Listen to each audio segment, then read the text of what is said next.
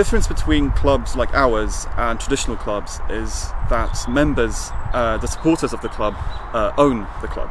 That means that we control the club, we can vote democratically regarding many decisions about the club. The community itself is amazing. Everyone is very helpful and friendly. We are an anti-racist, anti-sexist, anti-fascist club.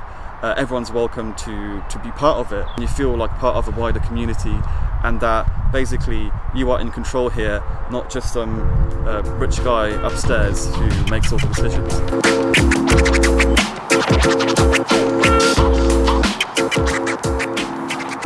Clapton CFC is a club that was set up in 2018 by the fans and supporters of Clapton FC, which is a club that has a long history of having its membership involved in running of the club. However, a few years ago, when the popularity of the club has increased, the fans of the club felt that the owners of the club are not really respecting the fans too much, that the money they're making is not being reinvested into the club.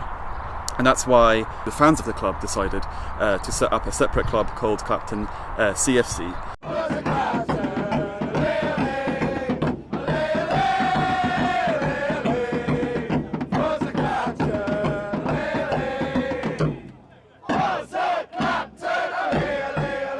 So this is what we are now. We've been running since 2018.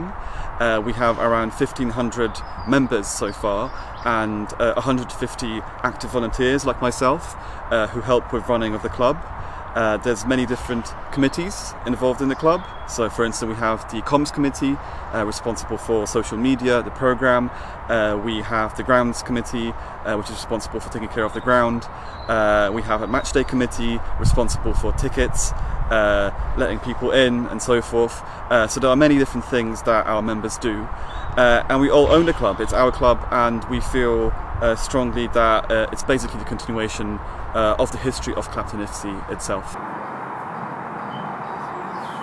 The difference between clubs like ours and traditional clubs is that members, the supporters of the club, own the club.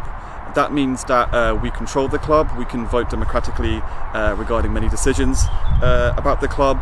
This obviously doesn't mean that we, for instance, vote on who gets substituted during the match. We of course have a team manager as well who takes care of the team. But when it comes to like who's allowed in, what sort of matches we play, what sort of friendlies we play, what sort of kits we have. This kit was designed by one of the members and it's been very popular across Europe and the world. All these decisions are made by the members, the supporters of the club, which obviously is a huge difference compared to traditional mainstream modern football clubs, where supporters are basically just people who come to the matches, support the team, and unfortunately what matters to the managers and the owners of the club is sponsors, is the money, whereas supporters, sometimes if they have some grave concerns even about the way the club is run, they might get ignored, they might not be listened to. And I think this is something that was sort of highlighted during the recent controversy about the European Super League, where I think a lot of people felt that fans were not listened to. If the big six from the Premier League that are rumoured to be on that letter of intent have already signed up to show their intention to create a breakaway European Super League, should that alone be enough for them to face immediate sanctions? 100%. I think that this breakaway group of teams, this is, for me, a war on football.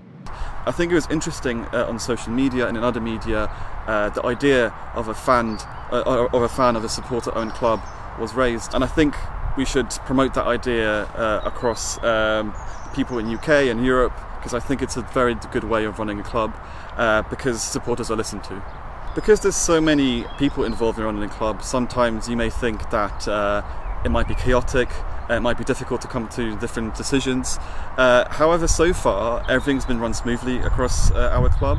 The challenges we have sometimes are, for instance, if there's a huge influx of people, obviously we need people at the gates to let everyone in, make sure that everyone's safe. We try to make our games family friendly. We have different people of different ages, everyone from kids to adults to grandparents even. So we try to keep everyone safe and everyone happy. We're here with the players and a management representative, right? of Clapton CFC. I think it's a very sort of inspiring model of running a club, and it's a model that makes you feel like you're a part of something bigger. The community itself is amazing. Everyone is very helpful and friendly. We are a anti-racist, anti-sexist, anti-fascist club. Everyone's welcome to be part of it. So it doesn't matter who you are, you can be part of this club, you can be part of a similar club run in the same way. And I think that's what's beautiful about it. Everyone's welcome, everyone can be involved, and it doesn't matter what you want to do. If you want to help with, for instance, designing something for the programme or help clean up the ground, that's absolutely fine. You can get involved in all of that. But what matters is that the fans own the club, the supporters own the club, and you feel like part of a wider community, and that basically you are in control here, not just some rich guy upstairs who makes all the decisions. And I think that's great.